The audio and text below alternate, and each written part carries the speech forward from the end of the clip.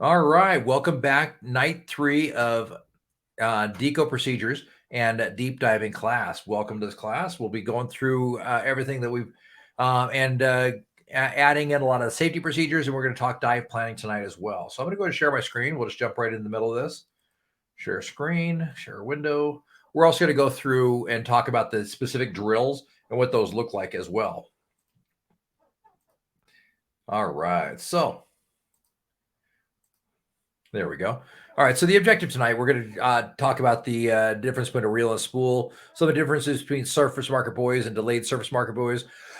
We're going to talk about different types of them as well. Explain why it's necessary for deco divers to have wrist slates or wet notes, and describe 3 equipment considerations for conducting decompression dives in cold water. So overall, reels and spools, purpose and selection criteria. The idea, there's 2 types of spools that we use. We either use a finger spool. It's exactly what you think. It's basically it's this whole piece minus the handle of the reel. It's just literally a spool, like a bobber. From that point, it's very easy to and compact to use. And it's very simple to pop in a pocket as well. The challenge is it's a little bit more cumbersome to rewind and to hold on to as well. It has no way of locking itself down.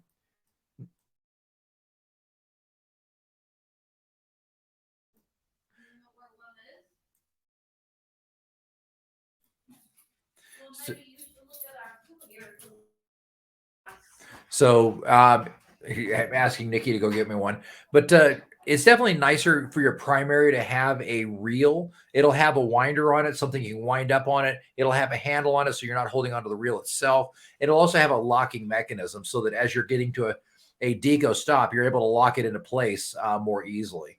Definitely to your advantage. But as a backup portion, a spool is an excellent piece to have as well. They easily slip in the pocket of a BC or into the pocket of your tech shorts. They're easy to clip off as well. There's a couple of nice little slick tricks that you can do as well by adding a bungee that definitely makes sure that they don't come unwound as well. I think I hear Nikki coming back, and she's got some that we can look at. I'm surprised I didn't have a Death by SCUBA equipment. There you go. All right. Can you give me an SMB? Why didn't you ask for that at the same time? Just go. Give me the one with the bungee on it. So here's just a nice little spool, nice, easy to use. What I always do on my spools is I add a bungee to them. And what it does is it makes it really nice and easy. I've just added a simple bolt snap to this. And that way, as you wind it up, you just use your bolt snap and clip it across. And at no point is this going to come undone.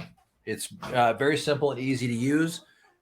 This one's a little wet as well because it's obviously been well loved and used. But the nice thing is using this style and adding in a simple bungee allows you the ability to make sure that it doesn't come unrolled. And that's a very common thing to happen.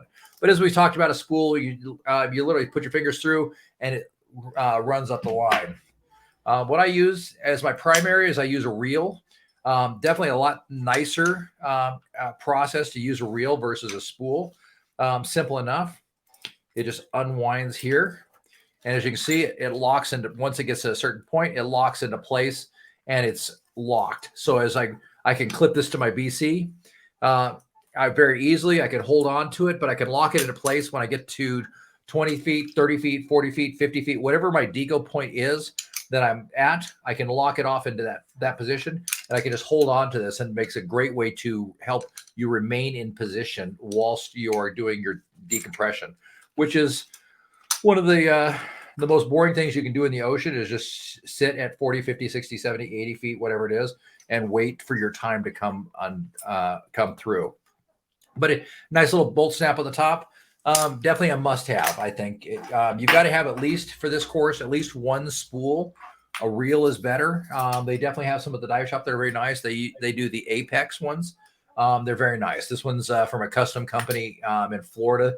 They're harder to get, but I really like them. It's a company called Manta, and they do a really nice job of making these. They're all custom milled. So they're a little more expensive, but it's a neat one as well. Next thing you want to do is you always want to make sure you have an SMB. We've all seen the SMBs. Most SMBs are pretty basic stuff. As you get these, you want to make sure you get the bottom open SMB. And by the way, just keeping our cavalcade of values with using a bungee. I use a bungee on my SMB as well.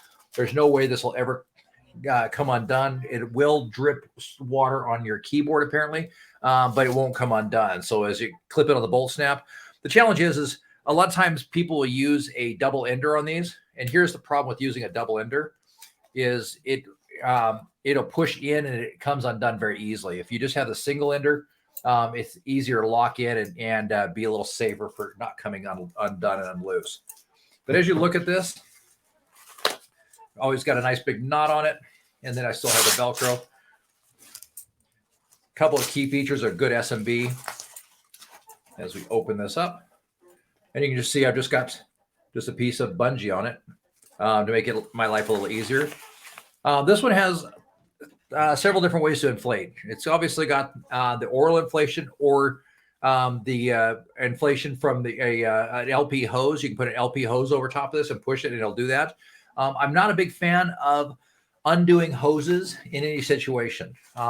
It's just not my favorite thing to do. I'm also not a fan of taking a regulator out of my mouth if I don't have to. I'm already exhaling, right? I've got a primary source of air coming out of my regulator. So when you get ready to do these, my suggestion is always get one that opens from the bottom as well, that you can allow air to flow in through the bottom and into it to fill it up as well. It will add more water to it, but that's not that big a deal. But what you can do is literally after you've opened this up completely, you can turn your head sideways. The air is going to come out of your regulator. I take a breath in with my regulator still in. And as I exhale, I can just open that flap. And as I exhale, it'll fill that up with air for me very nicely. It's a very simple way to do that. Again, I am not a big fan of taking my regulator out of my mouth whilst I am diving if I don't have to. The other challenge is if you use stick a regulator in there, take it out of your mouth and just take a regulator free flow and you're in cold water, you run the risk of your regulator going to free flow. So you create more problems than you fix overall. So in my mind, one of the greatest inventions for tech divers is bungee cord. You can buy it about 500 yards of it for about $50. And it'll last you the rest of your life. And then I just bungee it up. And like I said, nice, easy way to go. And it just never comes undone. It doesn't. I've seen people jump in the water and have these come undone and you can just clip it together and you're good to go. So that's my, my pitch and sell on SMBs. SMBs are important. So the idea with SMB is we are moving from the basic idea of using an SMB of just getting to the surface and, hey, I'm over here, to the point where you need to start launching your SMB soon as you, just before you begin your direct ascent. And the reason being is we're going to be spending some time on a direct ascent, right? As we start moving up the water column, we're at 130 feet, 120 feet, 150 feet, wherever we're at. You guys are being certified for 130 feet with some Deco, but eventually if you decide to go into technical diving, or extend range, you'll be certified to 150 feet, 175 feet, 200 feet, whatever. As you begin your direct ascent, you go ahead and you launch your SMB to the surface. And it does a couple nice things for you. As you come to a point, it allows you a visual reference point to see how deep you are and making sure you're staying on your surface level without having to constantly sit and watch your watch. Am I at 20 feet? Am I at 20 feet? Am I at 20 feet? Am I, whatever it is, right? The other thing it is as well is it gives the boat time to find you. You're setting a launch marker up and the boat could say, oh, they're over there. And so it adds an additional level of safety that as that's floating around, it gives them more time to see it, more time to find you so that when you're ready to come out of the water, they're right there for you. So another piece of that as well is we have a thing that we talk with every boat captain when we're going, Nikki and I are going tech diving. And we tell the boat captain very clearly, hey, if you see one SMB, we're fine. That's where we're at. Just come get us. If you see 2 SMBs, there's trouble. Come immediately, send help. And most likely, well, if there's a problem and you have 2 SMBs, you can clip your set of wet notes to it, to the second SMB, have problem, whatever it is, entangled, whatever problem that might be, you can write that on the wet notes and set it up on the second SMB. Somebody can come over and grab that and they can read what's going on. So it gives you a few options that you guys haven't had before. On a pro note on your SMB, by the way, I would strongly encourage you, as you open it up, write a nice big letters across the whole thing, your first name and your phone number. SMBs definitely get lost in current, they get cut, they get separated from you from time to time. Taking the time to write your name on it helps ensure that it's going to come back. So enough on SMBs. Everybody clear on SMBs? Yeah, I love your bungee idea. It's definitely that's a lot easier than if you're in cold water or wearing gloves. That's a lot easier than messing around with those little snaps. Oh gosh, yeah, or Velcro or whatever. It just makes it a ton easier. You can get these, and they make these bolt stops actually be even bigger than this one. But the nice thing is even a dry glove, I can still get my thumb in there and I can yank it off pretty easily. And then as you use your bungee on your SMB, I always leave a little tab extra as well. So it gives me something to grab onto where the knot's at and I can pull it off. So don't cut that to the point where it's flush with the knot. You want a little extra, because even with thick gloves, you're still able to find that, grab it off and pull it off. Just make sure you stick it through the D-ring so that it, when you do pull it off, you don't have to try and keep track of it. So definitely makes your life easier.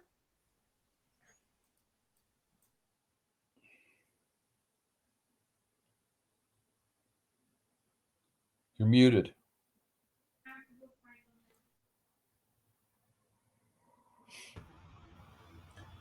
Yeah, he's probably talking to his There we wife. go. So the next thing is something you write on wrist slate. So as you start going through this process, you will not have the bandwidth to remember everything that's going on and is happening. It's just not something you're going to be able to do, right? So as we've talked about earlier, the easiest way to go through this process is keep things simple, stupid. You want to make sure that you have ability to write things down. And so as we go through this, we're going to not just write down one dive plan. We're going to write down 3. So here's my wrist slate that I use. This is from an actual dive when we were in Bear Lake. And so the first thing you notice, this is the primary dive. It goes right on my wrist. I write it in such a way that as I put it on my wrist, I can easily read it. I don't have to think about it. I do have a pencil that I can do some writing on as well. But what happens if? We always want to make sure we're planning for a contingency. And the contingency with wet notes would be, what happens if I stay 5 minutes longer? So here's my primary dive plan. Slate 2, this is if I stay 5 minutes longer. So the first one was for a bottom time of 10 minutes. Second was for a bottom time of 15 minutes. And it goes through and gives my whole dive plan. But what if? So we always build our plan 5 by 5. So our primary plan, then we do one plus 5 minutes, and then we do one plus 5 feet. So as you can see, this one's 5 minutes and 5 feet deeper. So as we look through that, I've got everything written together very easily, easy to see, easy to read. Another kind of pro tip that makes life easier for you as well, you can also write the same plan on a piece of duct tape and then tape it to the top of your fin. Makes a nice, easy place to find it. But having a set of wet notes is key, so that you're able to remember what our dive plan is. If I gave you guys all these numbers, do you think you can memorize them in a stressful situation? Yes? No? I can't even memorize this stuff in a non-stressful situation. I wouldn't even try it. I wouldn't even try it. Absolutely. And it's not encouraged to try it. You know, I mean, you're doing a lot of things going on. These are pretty slick. I mean, you just it's got a pair of bungees on it. And then does Dive Pirates sell those? Yeah, oh, absolutely. Okay, I don't remember seeing one in the shop, but I wasn't looking for one either. I have a standard slate with a pencil, and so this is definitely better. Absolutely. And then the other thing, other way to do it, I encourage a wrist slate because it's not something that'll get in your way. But you can also do a simple clip on. This is just something that clips on. There's my dive plan and the skills that I'm going to have you guys do. I'm going to actually rewrite. This is not your skills. This is for a different class. But you can see very quickly that I can put my dive plan on it. I can put some skills and some notes on it. And what I do is I use duct tape. And here's why. You guys and I are going to be doing 3 dives together. So at the end of dive 1, these notes are no longer needed or useful to you. So all you do is simply find the edge of the tape here. And eventually, if you can get your fingernail under it, I keep my fingernails pretty short, but you just literally just peel it right off. And there's no fancy erasers needed, no nothing. It's gone and ready for the next dive. Nice and clean, ready to go. No big deal. There's my dive plan that I'm not going to be using in the trash. Easy enough. So duct tape is definitely a really highly encouraged thing.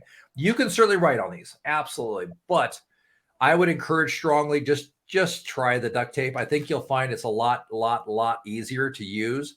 It's a lot faster. You just pull it off and you're done. So making sure you have that. Wet notes are certainly a very slick way to go. A lot of people do that. But the problem is you still certainly run into that. I've got to erase it off. I've got to get to it. I usually use a Slater wet notes for remembering the skills that I need you guys to do.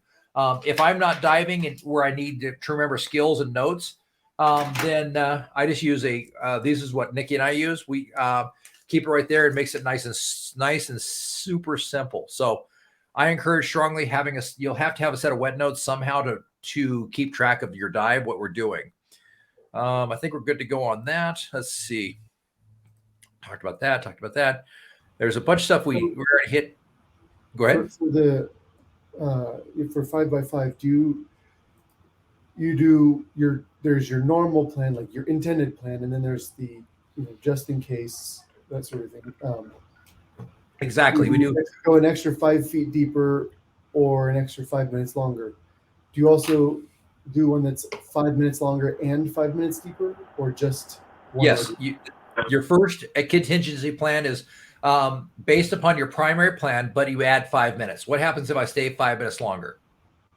Your second contingency plan, your plan C, basically. So plan A is what should be doing. Plan B is if we stay 5 minutes longer. Plan C is that we stay 5 minutes longer and go 5 feet deeper. Oh, okay. So you don't have a plan that's just if you go 5 feet deeper. Nope. Because it's going to be about the same either way. If we start talking about nitrogen absorption, 5 feet deeper or 5 minutes longer are going to be the same thing. Does that make sense? You're absorbing about the same amount of nitrogen whether you're 5 feet deeper or 5 minutes longer. So you can use your 5 minutes longer plan on a 5 feet deeper. If you stay at the right time, but you just went 5 feet deeper, you can use the 5 minutes longer plan. So, but if you do both, then you want a 5 minutes longer, 5 feet deeper. Okay. Yeah, that makes sense. Easy enough? I'm good. All right. For a change. Absolutely. Well, there you go.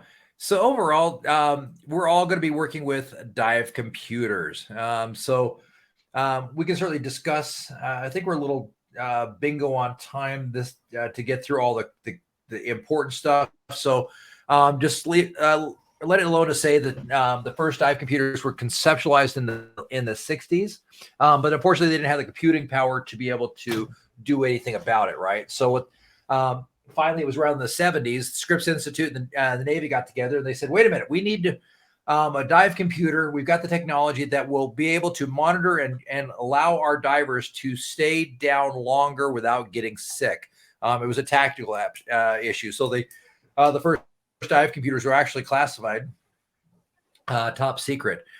So as they got better and faster and computers got slicker along, they eventually were able to be released in the late 70s, early 80s to the general public. At that same time, we started evolving with the modern day computer this to be able to monitor multiple gases. And for the most part, the majority of them work off the Bowman gradient model 16C. So that's pretty much everything we need to know about them. There, if you'd like to learn more about the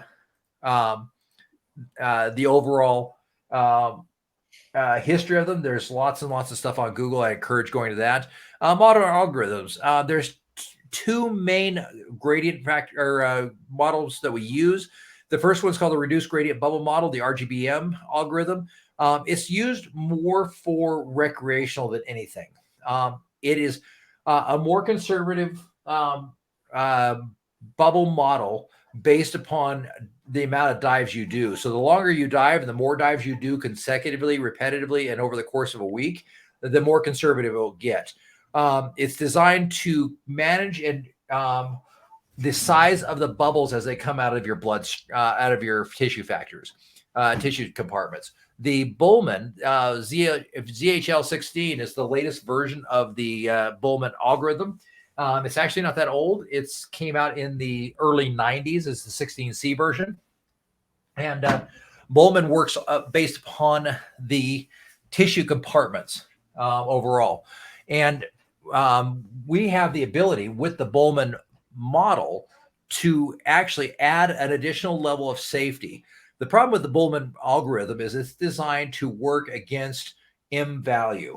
And what that means to you is it's designed to say, this is the point where my cells are at 100% saturation, where they, anything more than this, and I get to the point of dangerous bubbles. That's what the Bowman decompression algorithm does. It has very little feelings. It doesn't really care. It says, here's your 100% value. So we were able to come along and we decided that we need to do something about that. We like the Bowman algorithm, but we need to be able to add a level of safety to that. And so a scientist came along and he decided, wait a minute, what if we added a gradient factor to this? And the gradient factor is basically a way of adding an additional level of safety margin based upon us as individuals to make sure that we're not coming that close to the 100% mark, right?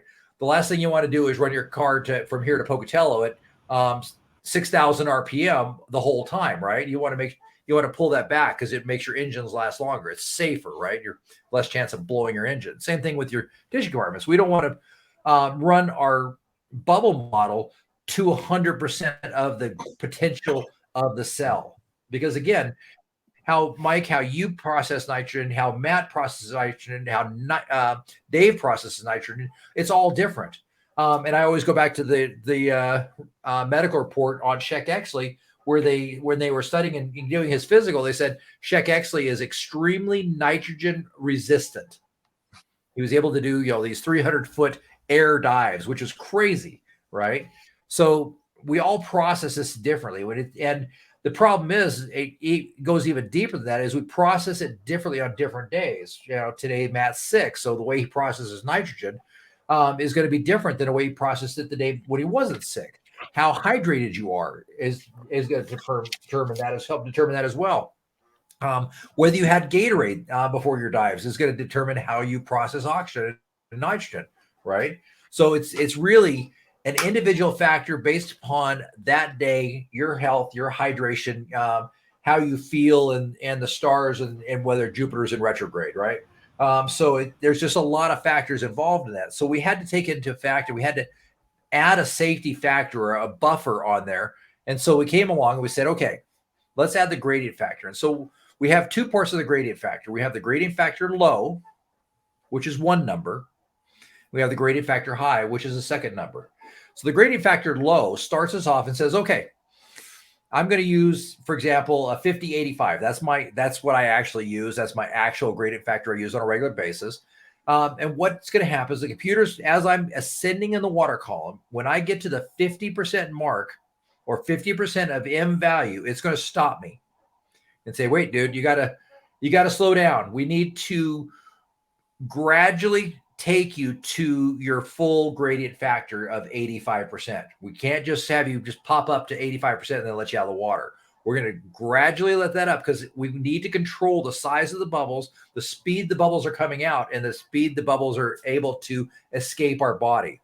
So we're slowing it down and saying, okay, 50%. When you get to 50%, we're done. We're going to give you some time. And then we're going to allow you to get to 55%. And so it'll adjust and it'll say, okay, your next stop is to where you get to 55%. And then we're going to give you some time there. And then we're going to get you to 60%, and then to 65, and then 70, and 75, and 80, and 85. So it's going to gradually stair step you up very slowly from a 50% model to your top, your grading factor high, which is the length of your last stop. Make sense, guys? And it won't let you out of the water until that last grading factor is 85% or less, or in that particular case, 15% safety margin. So it's not allowing, it's keeping me 15% away from 100% M value. Does that make sense? Yeah. So the GF high, you said it's how long your last stop is. Exactly. The smaller the number is, meaning the lower the number is, then for any given scenario, that would mean a longer deco stop, right? Meaning Correct. If it's 85, and let's just say your last stop is 8 minutes, right? Well, if that last number was 80, then it could be more like 9 or 10 minutes or something. Exactly. I don't know what the numbers would be, but sure. Okay. So absolutely. And so what it's doing is it's not letting you out of the water until you're safer, till the more gas is allowed to escape from your tissue compartments is what it's doing. It's slowing that down and giving you a deeper and deeper and deeper safety margin. But typical, what you'll see is a 50-80. That is the latest research from dan.org is that 50-80 and using gradient factors less than 50 is kind of out now. It used to be the thing where you'd use a gradient factor of 40 for additional safety. But the problem with using a low gradient factor, like a 40 or a 30 or a 20, is that you're actually at that point of continuing actually on gassing as well as off gassing simultaneously. You're actually causing more harm than you are good, because now you have more gas to offload at the same time. Whereas having a higher gradient factor low, like a 50, which is the standard consideration at this point based upon current research, it's allowing you to get to the point high enough into the water column that you're actually able to off gas more at the gas than you are onboarding gas, if that makes sense. Does that make sense, guys? And so Yeah, it's makes sense to me. that the slow tissues might still be on gassing. Is that Correct? Right? Okay. Correct. Absolutely. And so let's kind of take a look at some computer features. I've got a little video here. Let's see. Just got to take me a second to pull it up. There it goes. I thought I had it launched. I did not. But let's kind of take a look at the computer features. While that video launches, there's a lot of different pieces of the computer, right? As we start looking at it. The first thing we're looking at is obviously, am I at the correct stop? A lot of times you'll have an up arrow or a down arrow, or if you have both, it's telling you that you're in the correct point, that's where you need to be for your deco stop. Don't go any farther. Don't go any deeper. You're at the right point. The next thing we're looking at is, where's my stop at? How deep is my deco stop? What's my deco time as well? And we can look at our overall ascent time. Here's our gas. And then most of them will have an ascent meter as well. Let's see. All right, let's take a look at this. I've got a fun little video I'd like to show you.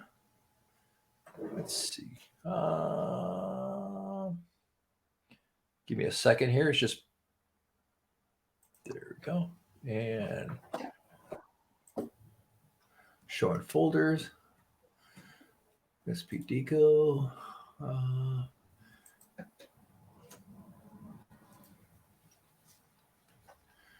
There's that class. Let's see. Well, what did I do with it? I just, let's see. You ever have something right in front of you, then you set it down and you lose it. All the time. That's how I'm feeling today. That's for sure. Wrenches will grow legs. Absolutely. My wife has to find the thing that's right in front of me for me. Oh, good. I'm glad it's not just me because I'm missing a video that I had. And oh, I know where. I just realized where it's at. Downloads, show in folder, and that would be in documents. And it's a kind challenging assumptions. Here we go. Found it. All right. I'm going to turn the audio off because you guys need to hear that. We'll do a present.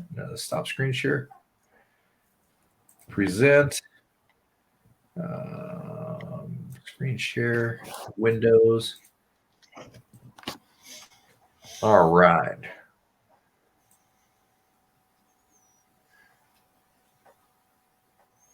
So this is my little computer showdown. If you'd like to watch it in full, you're welcome to. But this is the three most popular Deco computers on the market. Left is the Shearwater, center is the DSX, right is the Garmin Mark II. And it gives you kind of fun because I went ahead and put the actual information about the dive in here as well. So you're able to kind of dig through and see where we're at in the dive. So this is what it's going to look like. At the end of the dive, we went down to about 129 feet. Here's where we're at. And then we came back up. So it gives you this. And this was the decompression sealing on the Shearwater. This is when I was in Deco on the DSX. And this is my Deco sealing as shown in the Garmin Mark II. So it gives you real clear understanding of where we're at and what it looks like. So let's go ahead and kind of watch this a little bit farther in. We can see really quickly. Here we go. We're starting to get close. On the DSX, we have it's interesting. A no deco time. Now I've got it set that at 5 minutes, it warns me on all my computers. So at the DSX says we have 3 minutes of no deco time left. The Garmin has 4 minutes, and the Shearwater says 3 minutes. So we've got 3 minutes till no deco limit is exceeded. So we'll go a little farther in, and here we go. So we're now at 0 minutes, and the Garmin went into deco first, and here's what it looks like. Right here it says 20-foot ceiling, and I have to stay at that ceiling for at least 23 seconds. I'm at 123 feet right here. The Garmin or the Shearwater and the DSX have not gone into deco just yet. There we go. The DSX just went into deco. So this is what it's going to look like. Deco stop, 20 feet for 1 minute. Here's our depth. Here's our total dive time, everything that we need, but it's telling you now that you are officially into decompression. Nothing to be afraid of. The Garmin or the Shearwater just went into deco here, and it's telling us that our first sealing stop is 20 feet for 1 minute. The DSX is telling us 20 feet for 2 minutes. Now, it's interesting to note on this. On the Shearwater, I have it set up for GF99 and GF surface. Now, what that means to you is a GF99 is telling me where I'm at on my leading tissue compartment for on gassing / off gassing. Currently, it says on, which means it's telling us right now that I'm currently on gassing my lead tissue compartment. Now, if I were to surface right this minute, I would be at 97% gradient factor. So I'd have a 3% safety margin on my gradient factor if I were to surface right this minute, which is not good. Let's go a little farther in. As we go a little farther in, we can see our time is increased. Now I'm at 2 minutes on my deco stop. I've moved this one's moved down to 30 feet for 1 minute, and I've got almost 2 minutes on the Garmin. But as we look at this, now all of a sudden I'm still on gassing here, But my gradient factor surface, if I were to surface right this minute, I'd be at 104%, which would definitely mean I was probably getting the bends. We keep going through this process. Now I'm at 106%. I've got 2 minutes there. Just giving you a good idea what the decompression actually looks like. And as you can see, we're starting to ascend in the water column.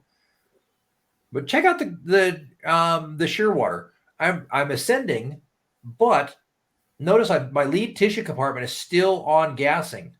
I still haven't gotten to a point where my lead tissue compartment is starting to off gas.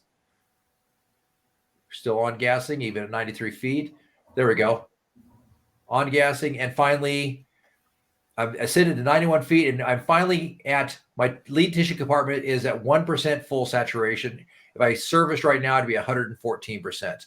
Now, the other cool thing is, well, we have this right over here. This is a centimeter. It gives us an idea. Same thing with this right here. This is a centimeter to say, hey, how fast are you ascending? Make sure to ascend at the correct speed. There we go. As you can see, we're as we get closer and closer to the surface, you can see what's happening with my actual gradient factor. Now I'm at 31%, 41%. What's your on the shear water? Your GF99. Can you explain that one again? Sure, that's where I'm at. My lead tissue compartment is an actual saturation point right this minute at depth. Okay, that's the important part is you can tell that whatever your constraining compartment is, it's currently at approximately 11%. Correct. But And if so I were to between those two numbers, you can sort of, I guess, get a good feel of where your body is. Exactly. Okay, and I'm assuming it can probably help you understand a little bit about the why you need the Deco stops where and at what time. And exactly. It just helps increase your safety margin because now we can see I'm at 41%, and but you can see that my surface gradient is starting to drop. Now my surface gradient is down to 97%. And it got a little hard to read here. But you can see as we go up in the water column that you can see a little bit more clearly. But you can also see that as we started ascending in the water column, we're at 49 feet. The DSX says 20 feet for 6 minutes. The Garmin is at 20 feet for 3.5 minutes. And the shear water is at 20 feet for 3 minutes. We kind of watch that as we ascend slowly, but you can also watch that time shave off very quickly. The DSX is shaving that time off.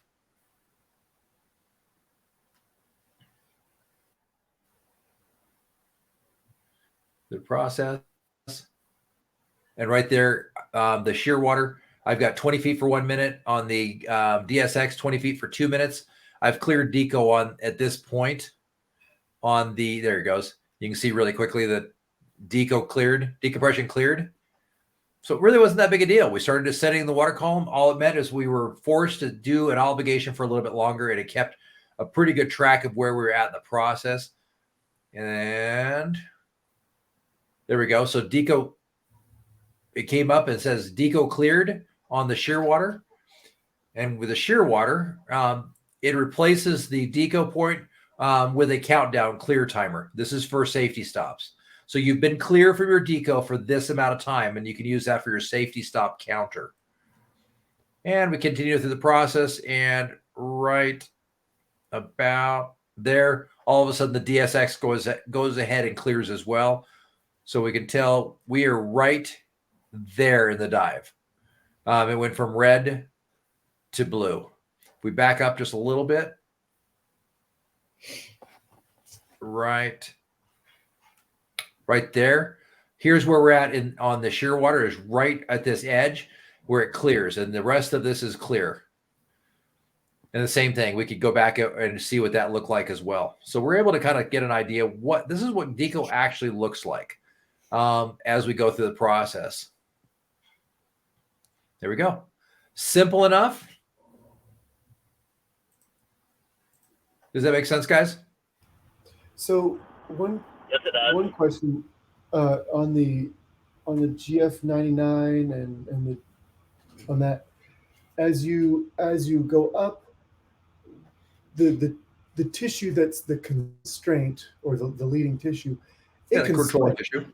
It can switch. Does like the one that's actually preventing you from just immediately surfacing?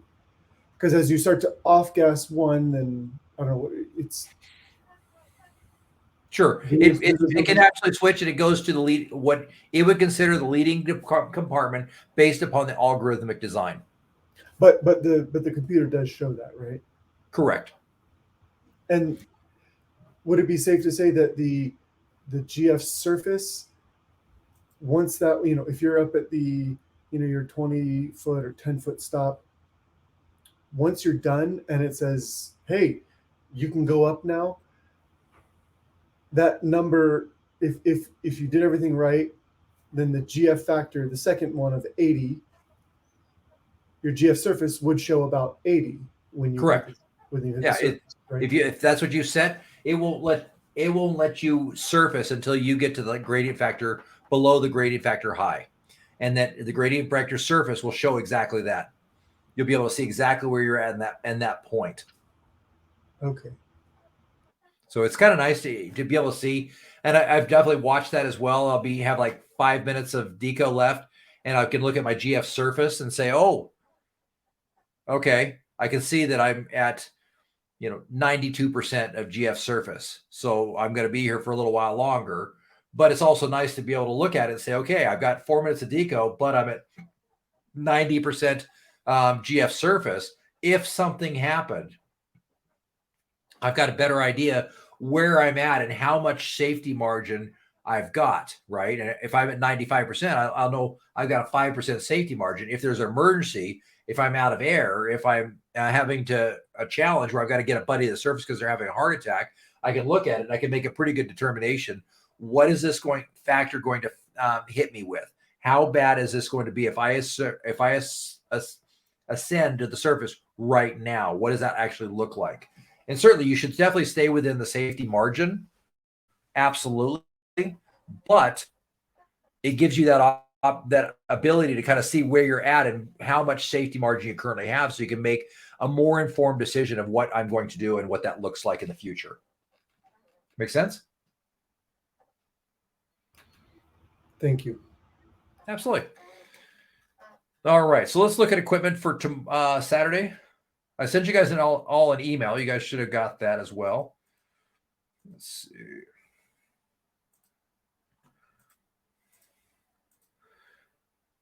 But overall, here's what we're looking for Saturday. I'm looking to make sure you all have at least an SMB. 2 is preferred. A reel or a spool, 2 is preferred, but it has to have a minimum length of 150 feet. We'll be going to 100 and something feet, so it needs to be 1.5 times the length of your deepest dive. You need to have a light. 2 is preferred. A Deco bottle if you're not in side mount. Proper exposure. If you come out in a bikini, I'm going to kick you out. Your bottom gas or your back gas can be 21 to 40%. I'd prefer 21%. It gives us a little bit ability to go a little deeper if I decide to. Your Deco gas can be up to 40%. If you're just diving side mount, you're going to, and your name is David, you're going to get what I give you, and you're not going to throw a fit. I'm just saying. You need to have a dive computer capable of technical mode with a gradient factor. 2 dive computers are preferred. Very rarely will you ever see me dive just 1 dive computer. And that's usually only when I'm with a class and we're doing a 20-foot dive. You need a cutting tool of some kind. 2 is preferred. A spare mask that you can put in a pocket. Your primary tank needs to be a minimum of 72 cubic feet. If you do less than that, you're not going to be very happy. And your Deco bottle needs to be 30 cubic foot or better. Fair enough, guys? Yep. Easy enough. All righty. So I'm pretty much got all that. I just don't know where I'm going to put it all. we'll figure that out Saturday. So overall, you're going to need 3 tanks. plus your Deco bottle to make sure you have enough gas. You probably won't use all the gas in each tank, but I'd rather you start each dive with a fresh tank. Our dive plan for Saturday, I've already sent it to you guys. Did everybody get that? Who did Got not an get the dive email plan? from you, but I don't know what it was. Well, that would be the dive plan, the thing that's going to keep you alive. Just kidding.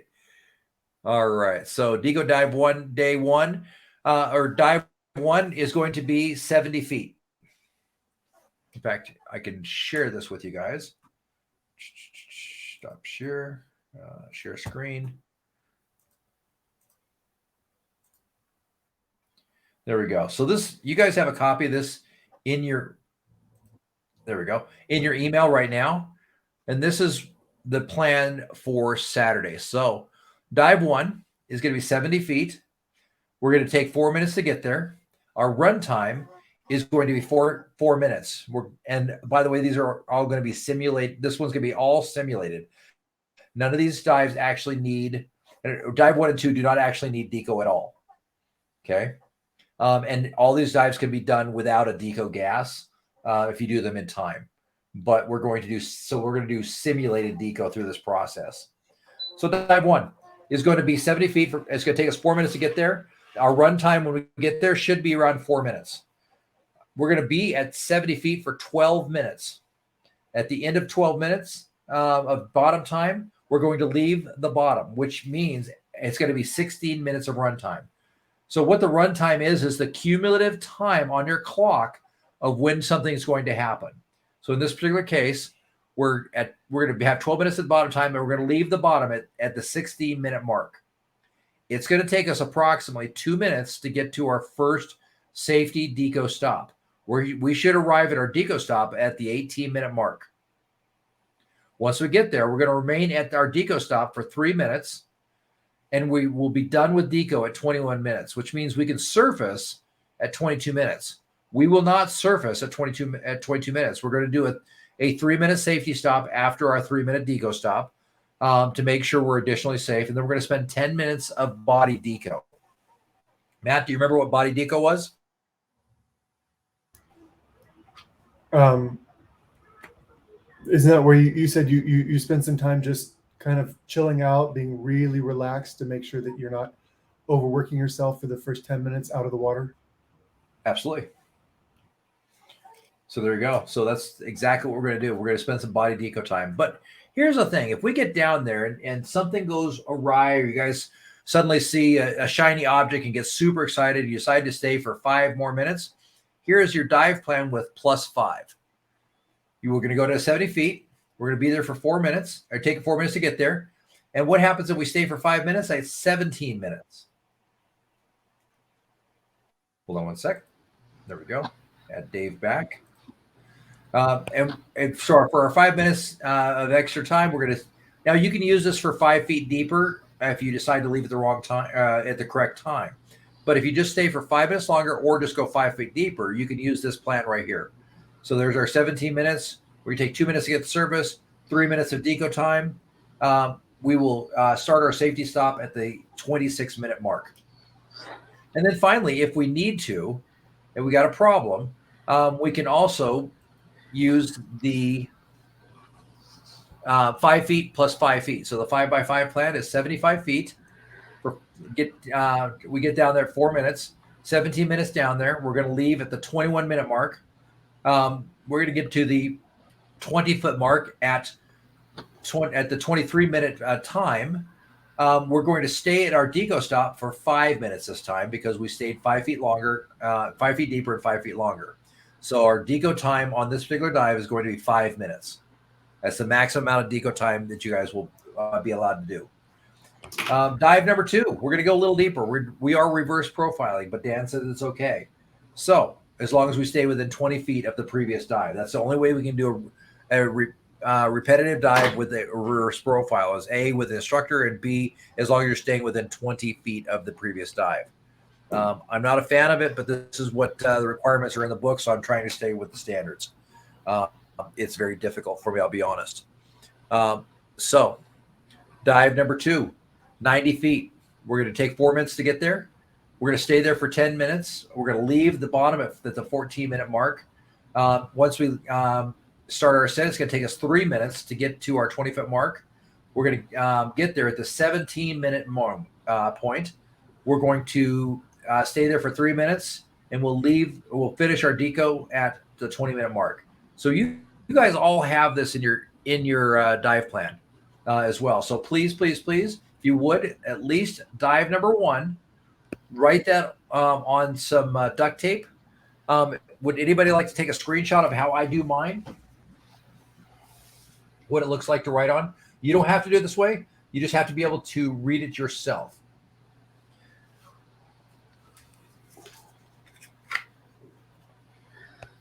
Let's see. That's how I write mine out. All I do is the depth, time, and then the run time is the last.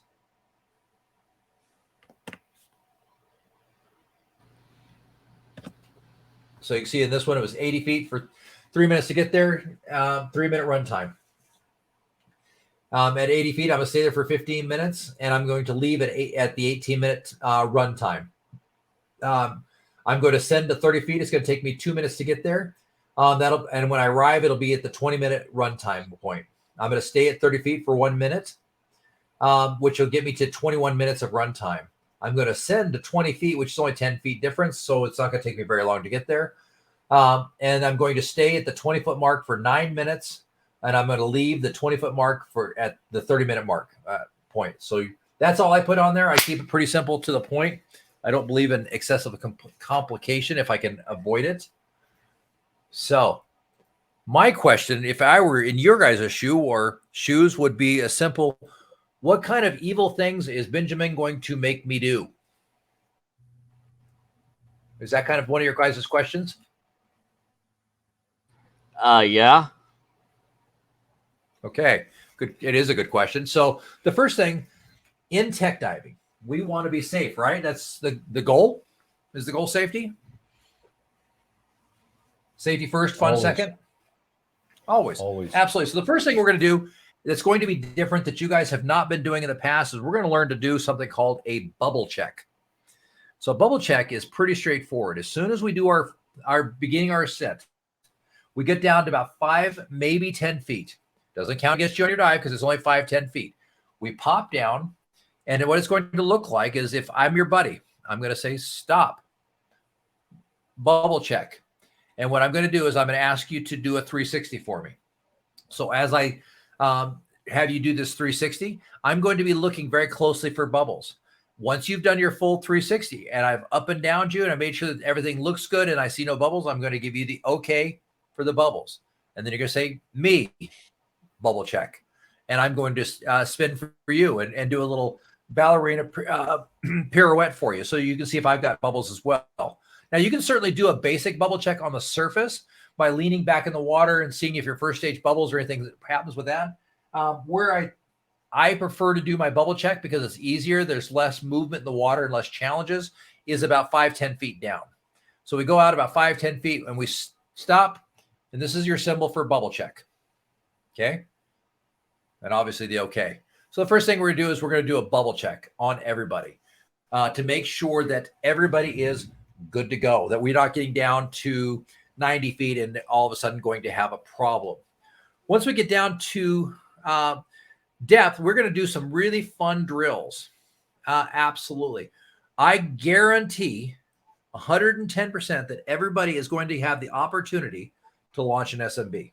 So it is to your advantage to have that SMB taken apart a few times before you get out there on Saturday and make sure you know how to open that up, because it is one of the skills that I will require to continue moving past to the next level. With that said, everybody will have the opportunity to remove their mask and put a mask back on.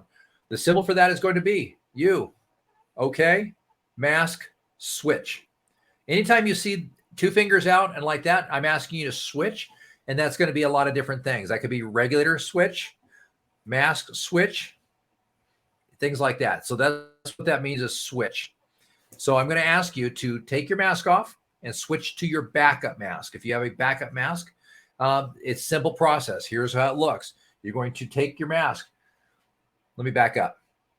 As you do these skills, there is not a race to do them. Take your time. Breathe comfortably through this. I can tell you the biggest secret to doing these skills in trim, and Dave has seen me do these skills in trim, is I don't go fast. If you think you're going slow, you're still going too fast. Slow down. Breathe through it. If you slow down and breathe through it, literally,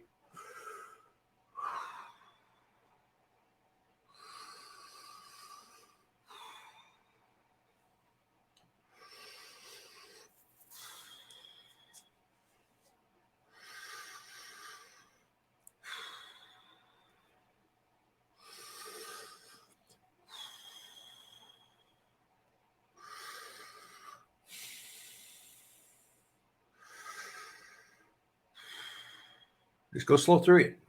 You will get a lot farther along. I get it. There's a certain amount of nervousness in me watching you do your skills, but there shouldn't be. Take your time, breathe through it. Like I said, if you think you're going slow, slow down because you're going too fast. Make sense?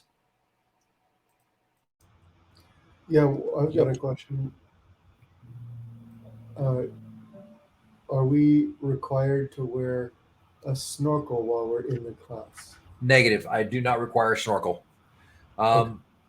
Honestly, I kind of prefer you don't wear a snorkel, to be honest with you. I feel like it's a if you guys were beginning divers, yes, you would be absolutely required to wear a snorkel. You are not beginning divers. So please don't wear a snorkel. I will probably laugh at you first and then ask you to put it back in your car. Are you sure I'm not a beginner diver? Well, David's got to wear a snorkel, but everybody else doesn't have to wear a snorkel. So there you go. I only ask because some agencies, it's a requirement that everyone has one all the time when they're in class. It's just Yes, that's true and it's false.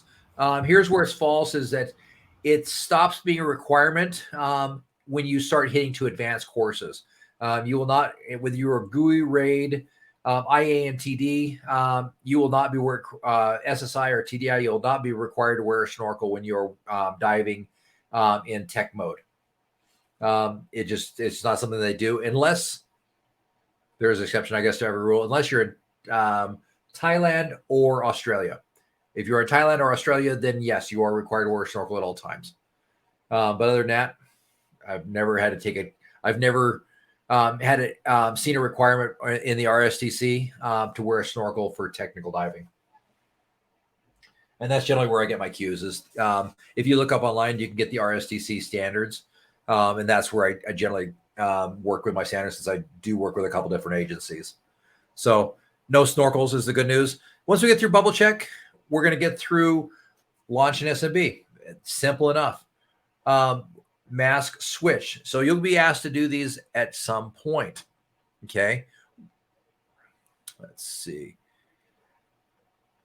Does anybody have any line stretcher for me? I need to stretch my line for another 50 feet. It's definitely going to be tough to have it only 100 feet. Another thing you're going to need to be able to do is you're going to need to be able to take your stage bottle off, set it down, count to 1. I have a very low litmus on this one. I do not make you count to 5. I don't make you back fin. I don't make you run circles.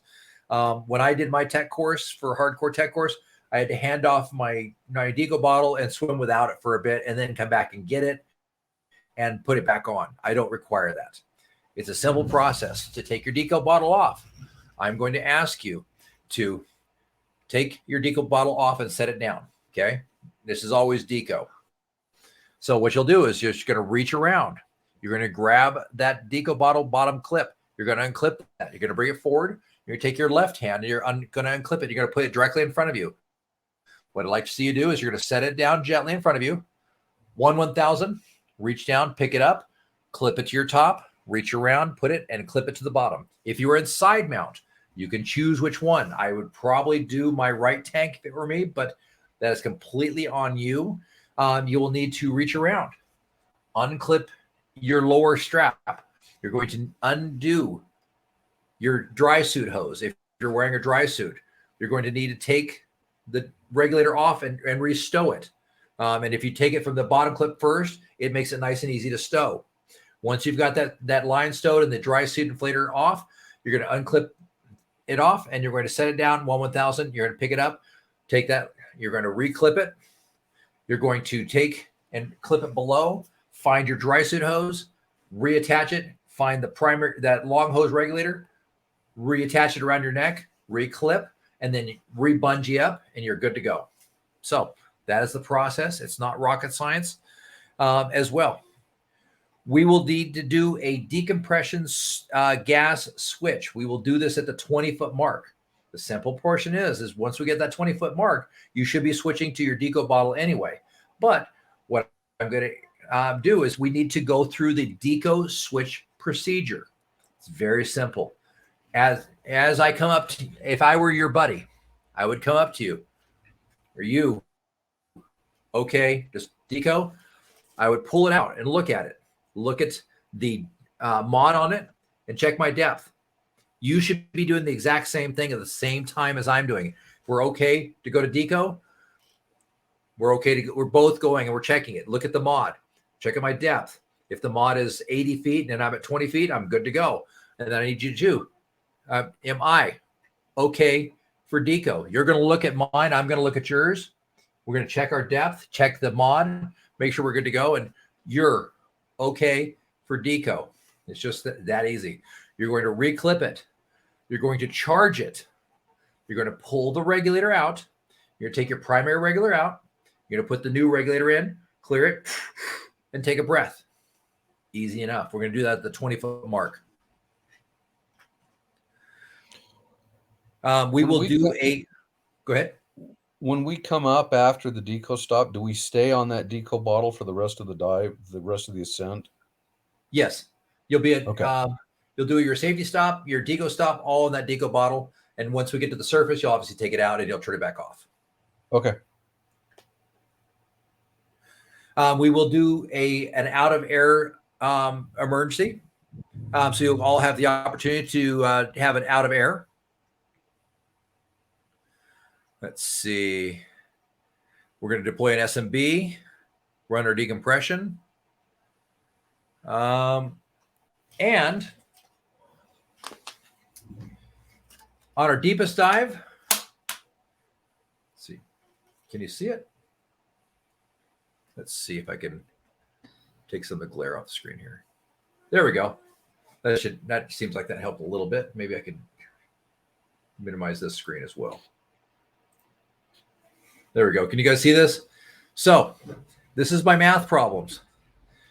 You will have the chance at the surface, all of you, to go through and I will time you on doing simple math. This is as complicated as my math gets. It will not be the same problems because I will start again. But well, maybe I don't know. Maybe I'll leave them. I don't know. We'll see. But I will have you time this. And it generally takes about 10 seconds to do all these problems.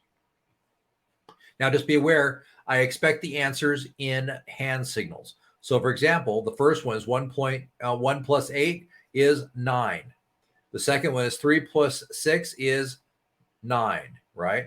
4 plus 5 is 9. The last one is 5 plus 2 is 7. The next one is 7 plus 4, which is 11. The next one is 8 plus 3, which is 11. The next one is 4 plus 9, which is 13. The last one is 9 plus 2, which is 11. Easy enough? Oh, we lost Michael. He must have got scared off with math. So I expect you to use hand and arm hand signals to answer the questions. Make sense? Good to go? Clear as mud? Clear as Yeah. mud. What's the what's the way that you request us to give you our current PSI? When you ask us that, so thousands, or well, I know there's that, but I mean our response. Oh, one front of hand is 1 through 5. Back of hand is 6 through 9. And so you want the thousands and then the hundreds? Yep. 1,100, 1,600, Gotcha. 2,700, 2,000, 200. As you do it at me. Okay.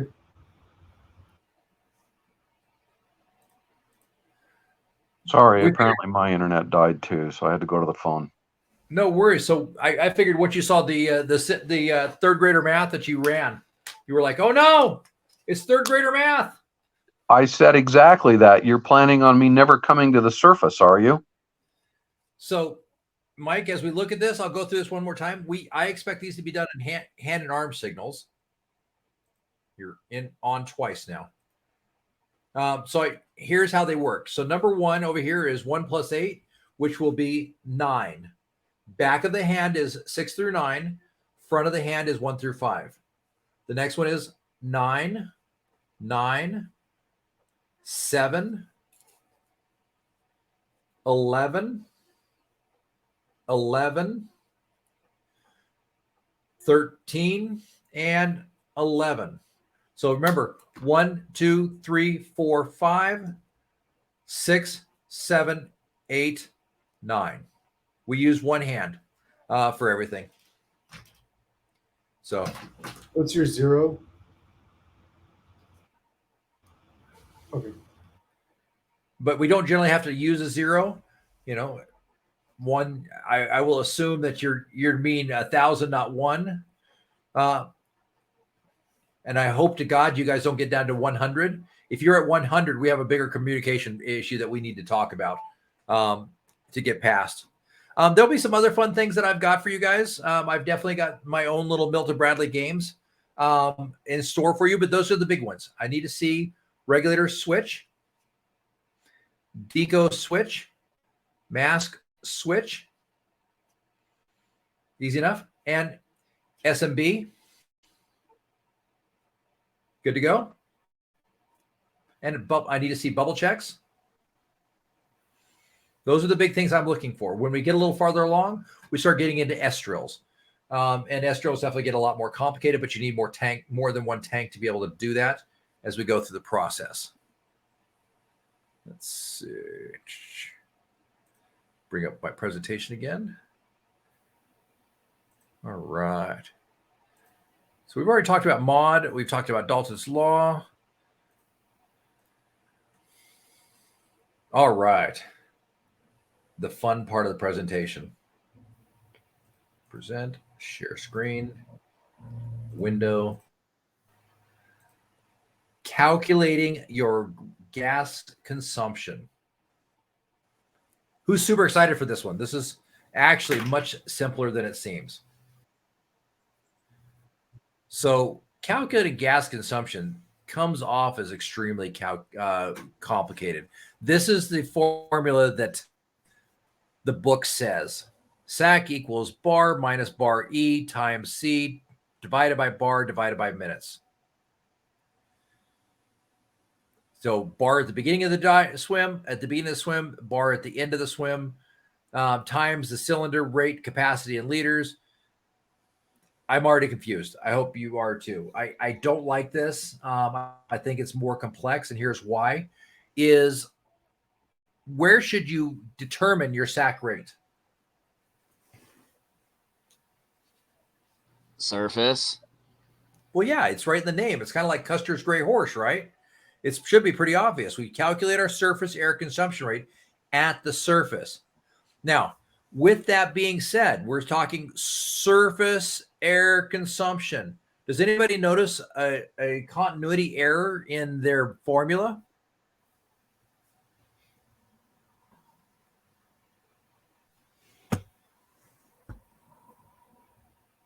How about the swim? How do we figure out surface air consumption if we're at 30 feet? I don't know. Is it going to be accurate? No. Anybody ever done the exact same dive and breathed the exact same, down to the PSI, 1 PSI level, the same dive? But anybody ever gone to the crater and done exactly a 22.5-minute dive and used exactly 1,000 PSI of pressure in your tank? Exactly. Nope. Never? No, it Never. didn't happen. Right? So the first thing is in statistics, we learn very quickly that garbage in, garbage out. We have to start with a firm, strong base of information. Because if we don't have a firm base of information that's accurate, everything from that point will be skewed and become a problem. So as we kind of go through this, skewed. That's me. I'm skewed. That Mike, I knew. That was not news for any of us. Oh, okay. So as we kind of go through this, it's helpful to understand the different cylinders are going to have different capacities as well. As we go through the surface air consumption rate based upon what they're talking, they don't take into account the overall capacity in an easy way. So let's start with this. For example, an 80 cubic foot tank, HP 80 is 237 bar and holds 10.2 liters, where an HP 100, same thing, but it holds 12.9 liters. So it's, as we look at it, it's 2.9 liters of liquid capacity more than the previous. So the easiest way to figure this out is simply by understanding the bar and the pressure. As we start taking a look at this, I'm going to skip ahead just a little bit. We can figure this out more easily by figuring out the surface air consumption rate in a much simpler way. This is what SSI wants you to do. Let's do it a lot easier. This is what I want you guys to screenshot, and I'd like you guys to try on your own. Go home with a regulator, a mask, and a tank. Sit in a normal position at the surface, and my personal favorite is watch Big Bang Theory. It's 20 minutes long. Measure the PSI prior to starting. Breathe normally for 20 minutes. Measure the volume and PSI at the end of the process. Divide by the total number of minutes and repeat this 3 times and create an average. Does that sound pretty simple, Mike? You got me so far? So this assumes, I mean, the way we'll be doing this is that's completely I even like at Big rest. Bang Theory, so it works out good. So we're determining Completely what our at sac rest. rate is at rest, right? Exactly. How, The how thing does about it that, is, how does that then apply? I mean, obviously, we're not it's not a racing sport. You want to go nice and easy and just kind of enjoy your time underwater. At the same time, too, you're still fin kicking, and there's still, your heart rate does still go up some. How do we? absolutely. And I've got a solution for that. But the first thing we have to do is we have to have the base measurement of what our lungs breathe. How much do we breathe at rest? If we don't have a strong baseline to understand what we do and what we look like, the rest of it's a moot point because we're not able to come up with an accurate measure of anything else. So once we have this base sac rate, it's going to look something like this. We sat down. Our starting pressure was 3,000 PSI. Our ending pressure was 2,500 PSI. We used 500 PSI. Easy enough. Let's convert that to bar. Easy enough. 500 PSI times 0.06894 becomes 34.47 bar. We were using an 80 cubic foot C80 Catalina tank. That's 11 liters. So we take 11 liters times 34.47 bar, which is 397 bar. Simply divide 397 liters. Having a tongue twisting issue today. 397 liters divided by 20 equals 19.85 liters per minute. That's our surface air consumption rate with no additional factors involved. That's all there is to it. I would encourage taking a screenshot of this. It's very basic, but there's a few pieces in that can be a little confusing. You guys want to screenshot that? Got it. Yeah, I got one. Awesome. Now, once we've got our base sac rate, we know that we breathe 19.85 liters of gas at the surface. We can go to part 2 of this, understanding sac and effort. So a light dive, very low effort, in the warm water on a drift is going to be 1.1 to 1.5. A medium effort, we're going to have to fin and kick a little harder and work a little bit more to do the dive because it's a more difficult dive, is going to be a 2 to 2.5. A heavy effort, if we're in a dry suit trying to manipulate gear, carrying a camera, working against a current, is going to be 3 to 4. So you're going to have to look at the dives and kind of make a determination. How hard do you think it's going to be? But at least it'll give you a better idea. Now, the first step. Can you go back? Sorry, can you go back? You bet. Okay, thanks. Perfect. No problem. Now, once we understand the idea of the effort of the dive, we also need to understand the depth of the dive. So the first dive to understanding sac rate at depth is by our target atmosphere. So easy enough to convert the depth to atmospheres, divide 10 and add 1. So for example, 33 feet and add 1 is the imperial method. So if we're going to our first atmosphere, which is 33 feet or 10 meters, that's 1 atmosphere plus 1 gives us 2 atmospheres. So we're at 2 atmospheres. 1 atmosphere is the surface, 2 atmospheres is 33 feet, 3 atmospheres is 66 feet, and so on. Pretty straightforward so far, guys? Yep. All right. Once we understand that, we can start developing turn times based upon the time, calculating the time pressure, and calculating the pressure as well. So I'm going to skip this one because that's for a different class. So here's our dive example. A light effort, no current dive. We're diving a 117 cubic foot tank. Let's see. Let me put my mouse on the right screen so you guys can see it. 117 foot cubic tank at 3,000 PSI. We're going to be diving 66 feet seawater, which is equal to 3 atmospheres. And we know that our sac rate, this is Dave's sac rate, is 14 liters per minute. Simple enough. Take that 117 cubic foot. We know that it's a 15-liter tank. 3,000 PSI times 0.06894 is 206 bar. So now all we need to do is 206 bar times the 15 liters tells us that in a 117 cubic foot tank, we have 3,090 liters of total gas. With me so far? Yes. 2/3 of that gas is going to be 2,060 liters, just on a safety factor. Now, all we need to know is 14 liters per minute times a 1.5 effort. We got that from up here. This is a light effort, no current. So 14 liters a minute times 1.5 equals 21 liters per minute actual usage. Now let's convert that to depth. 3 atmospheres times our 21 liters per minute equals 63 liters per minute. If we have 2,060 liters, we divide that by 63 liters. That tells us we can do a 33-minute dive. Does that make sense? Who wants to screenshot? Who wants to screenshot that? I have no idea how to screenshot. I'm taking pictures of them. Okay, whatever makes you happy. That's manual screenshot. So just so that I'm clear on this, we're using 2/3 of the available. The last third is our safety factor, right? Correct. Okay. Correct. But easy enough. This is how we figure out our sac rate, our dive, our ability, or our dive time based upon usable gas. So the first thing we figured out was, wait a minute, what is my actual sac rate?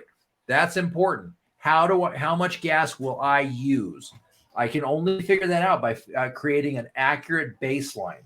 Once I figured out my accurate baseline, then I know exactly how much gas I will use at any different tank. It doesn't matter if I'm using a 117 cubic foot tank, a 133, a 40 cubic foot tank. It no longer matters because I will convert that tank to liters, and I'll convert the PSI to bar. And I'll know how many liters of actual gas are in that tank.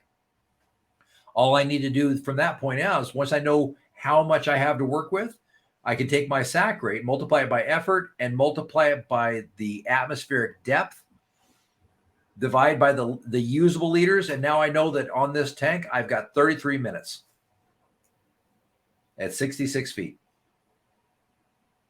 Pretty straightforward, guys? Anybody want to screenshot this one?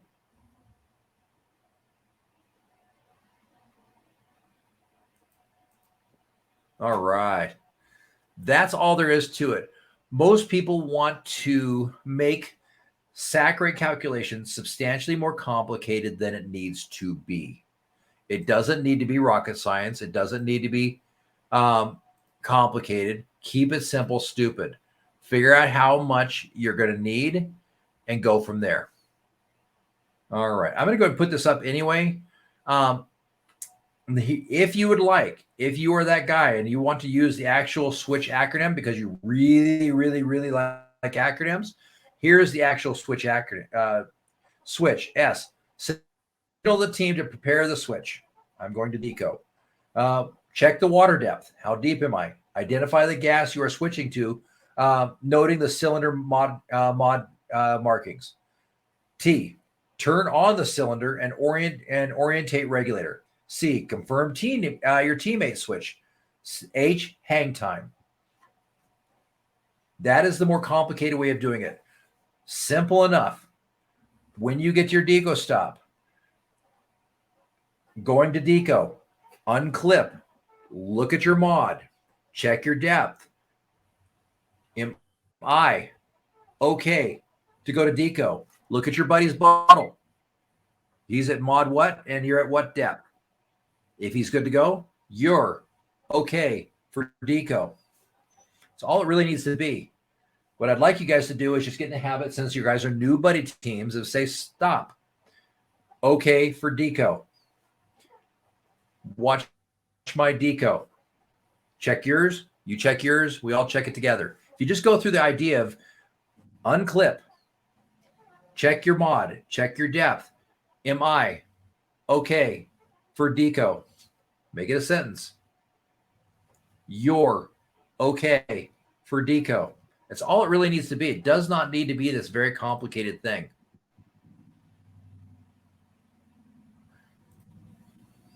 Okay, we've talked about that. We're not using twin sets, undersided dive profiles.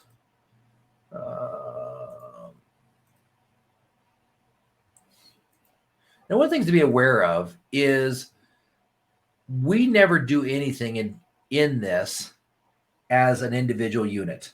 You will always work as a buddy. Now, one of the things that happens a lot in recreational diving, and I've seen it happen with Nikki and I, as we're recreational diving, she'll be 50 feet away from me looking at a coral. I'm 50 feet over here looking at a coral.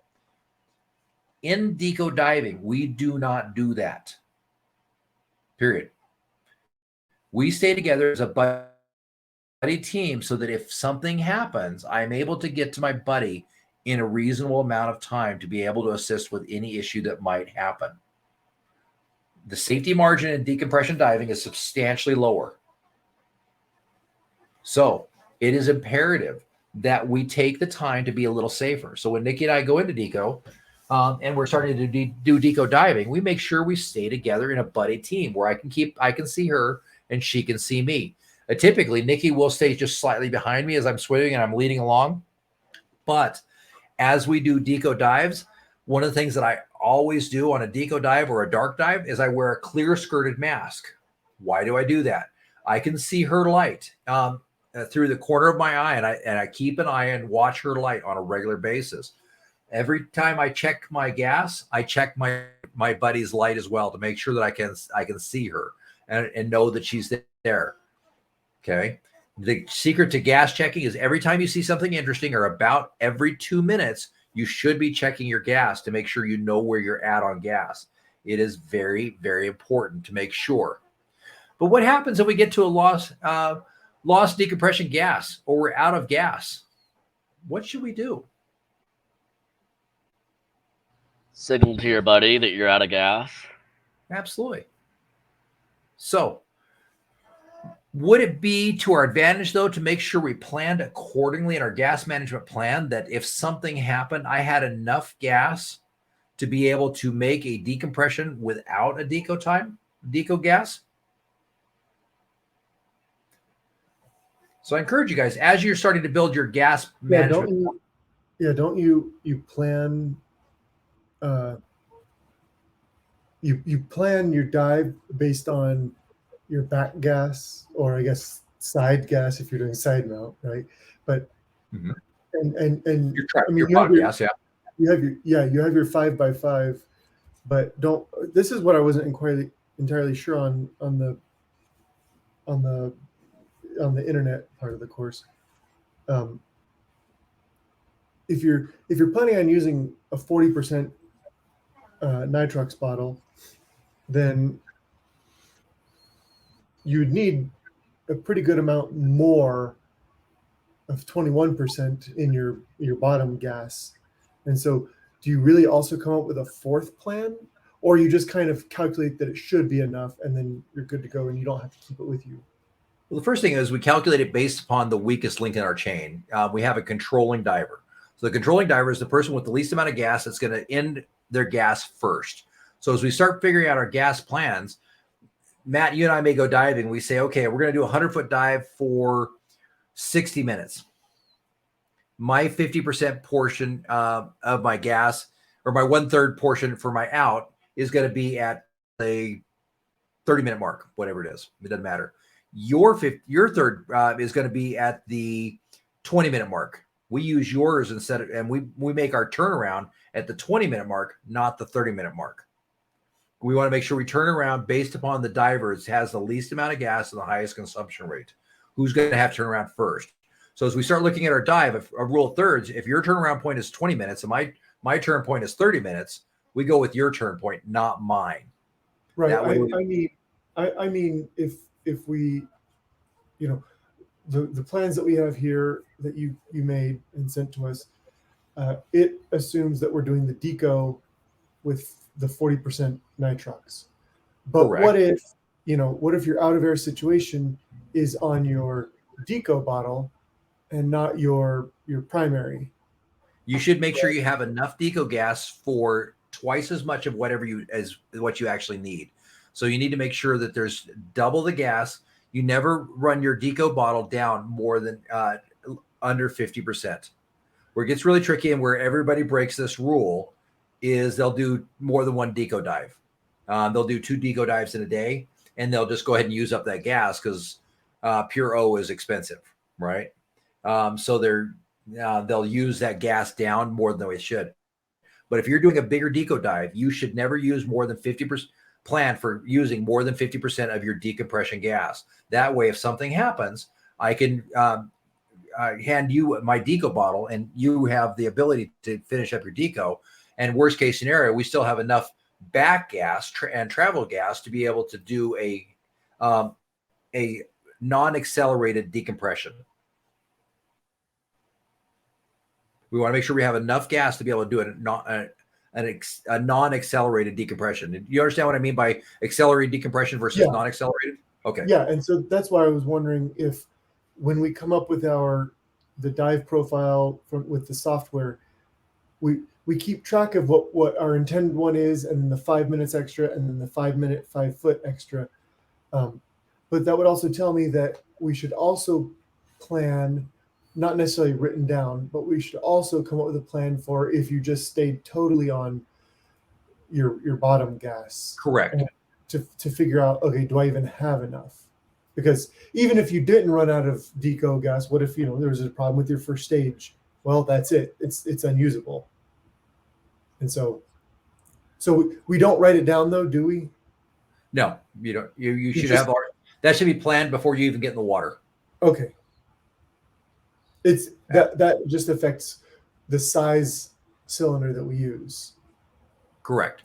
Okay. Size cylinder, pressure, and turn point. So there's as well as depth. So you want to make sure you put all those together. Yeah. So let's talk about buddy teams for a little bit. We've got 5 divers here. So this is me. I'm going to be way over here somewhere. Where do we position ourselves? How does that look? Well, if we're in buddy teams, it's going to be very, very much like a motorcycle gang here. Let's see. Figure who's on top and who's on bottom here. So what we want to do is we want to basically, in buddy teams, there we go. We want to pair up in such a way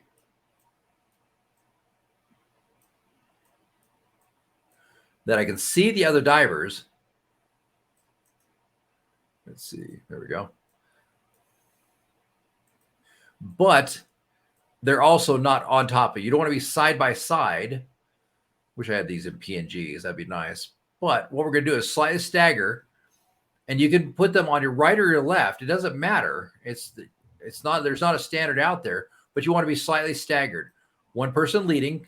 Now, where do we put our strongest diver? Where do we put our weakest divers? Don't you have the like the person who's the constraint as far as gas should be the lead diver, and or like the person who's the like the person who's not as physically strong and capable of keeping up, you'd want them in the front. It's not so much Right. based upon strength and ability. It's more based upon experience and ability. So we put our most experienced divers at the front and the back. We put our least experienced divers in the middle. Their most experienced diver is going to keep an eye on the entire group, and he's going to lead the pace based upon what he understands. Your other most experienced diver is going to be at the back of the pack. Now, what's going to end up happening for you guys is I'm going to put my most experienced diver with my least experienced diver. So as I create these buddy teams, you guys are going to have the opportunity to buddy up with somebody that you may or may not know, but I'm going to base it upon skill levels. It'll most likely change after dive one, based upon what I see and what's going on. But I will have other divers with us to keep an eye on us. And most likely I'll have Aaron be somebody's partner, and Aaron's going to be the most experienced diver in the group. So he will lead us out to depth, and I'll put my least experienced diver with Aaron. Okay. And then from there, I will have to figure out buddy teams from there. So I'll put my less experienced divers in, and then I'll put my second most experienced diver at the back to make sure that they're bringing up the head. But what we do is we herd everybody together. Now, what happens if we have 3 divers? And let's see. We'll make this guy a little smaller. So he's a less experienced diver. He and her or whatever is a less experienced diver. And this guy is your most experienced diver. We've decided we're going to go down, and this guy's invisible and he's gone, and I'm somewhere else.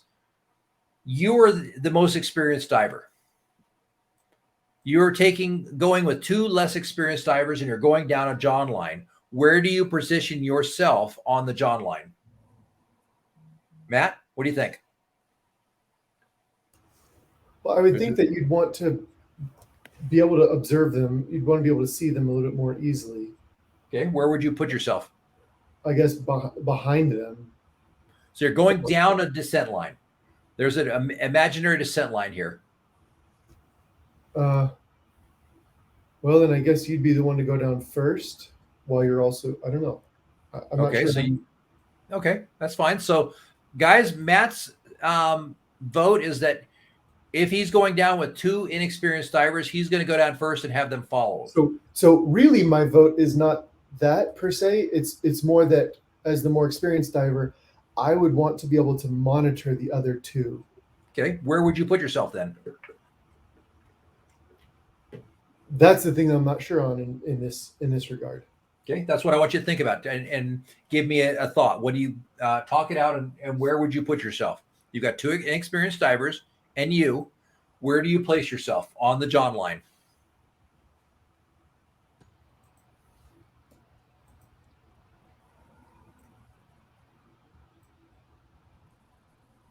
There's our John line. Where do you place yourself, Matt?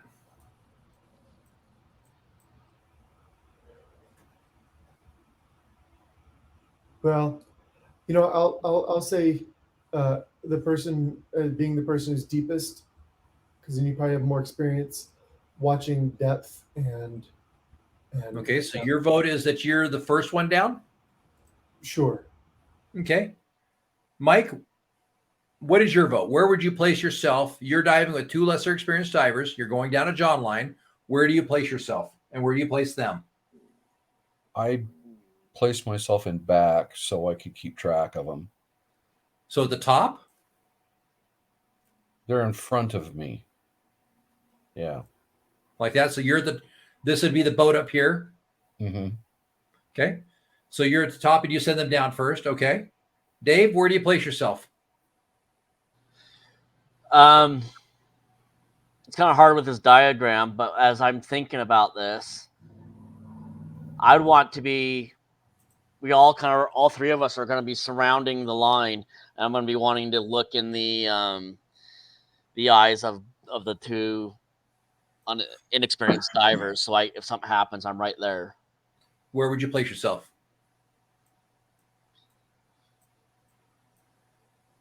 So I'm going to put myself to the left. I'm going to put the more experienced diver kind of in the middle. And Right there? then, yeah, and then the least experienced diver right in front of, like right there, so I can take control. So something like that.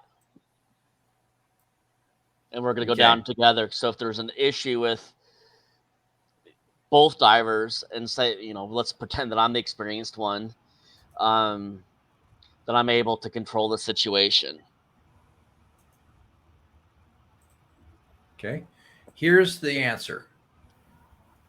As the experienced diver, you're all going to need, if you're going down a John line, there's a reason you're using a John line. A lot of guys will tell you, will come up with the idea, well, I'll put them both on a John line and I'll be off to the side somewhere. Off to the side doesn't work, unfortunately. Where you want to be is directly between them, so that you're able to, if something happens and the top one starts having a problem, I can reach up and grab him. If something's happening to the bottom one, I can reach down and grab him. But you want to be within arm's distance of them at all times. If you see something, the upper diver starting to have a problem, you can stop your lower diver and you can solve the issue, whatever's going on with your upper diver. But you need to be within arm's reach of both the divers and the line at the same time. The challenge is trying to be at the same place on the line just doesn't work overall. So as you're working on John line, you want to be the one between the divers. So if you're leading multiple divers, two divers, and you are the most experienced one, you want to be the one in the middle. I would put one off to my left, and I'd put one off to my right, but you want to be between them so you can take left-hand grab, right-hand grab. You want to be right between them if you're running in that situation. Now, if you have multiple divers, you buddy team off. You have the more experienced diver keep an eye on you and their buddy at the same time, and they control their diver, you control your diver. So on Saturday, this is pretty much what we're going to look like. We've got 5 divers in the water. Let's see. Copy. I'm going to add one more, and that'll be Aaron. So Aaron will be at the beginning. My most experienced diver will be at the back. I'll probably have David help with that as well. And that's what we're going to look like. But you need to be slightly offset so you can look to one side and see your buddy as well as see the next team ahead of you. This guy can look forward. He can see his buddy. He can look back and he can see 2 divers at one time very easily. So you want to slightly stagger. Make sense? Yep. All right. What questions do you guys have? We've gone through a lot tonight. This is going to be the easy night.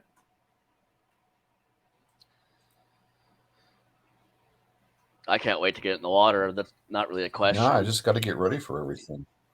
Absolutely. Well, there we go. That's what we're going to be doing this weekend is going through. You guys have the dive plans. Please review those dive plans and at least have your first dive plan written out on your sled so that it's ready to go. If you would bring duct tape and a marker, it'd be to your advantage. If you're going to write it on your slate, actually on the slate, you're welcome to do that. It's not something I encourage. It becomes a bigger pain in the butt than it's worth, in my opinion.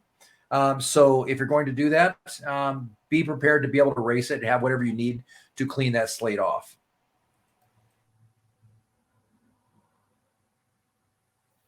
You went on mute, Benjamin. Say again? You went on mute if you're talking to us. Oh, no, I was giving you guys a second to think about that, and I was telling Alexa to turn the lights on a little bit more. She was dimming on me. Yeah. So it was getting, how should I come up with the plan for mine? Because my Deco bottle will still be just 21%. That's fine. I have built these plans around a 21% model. all Deco is only simulated.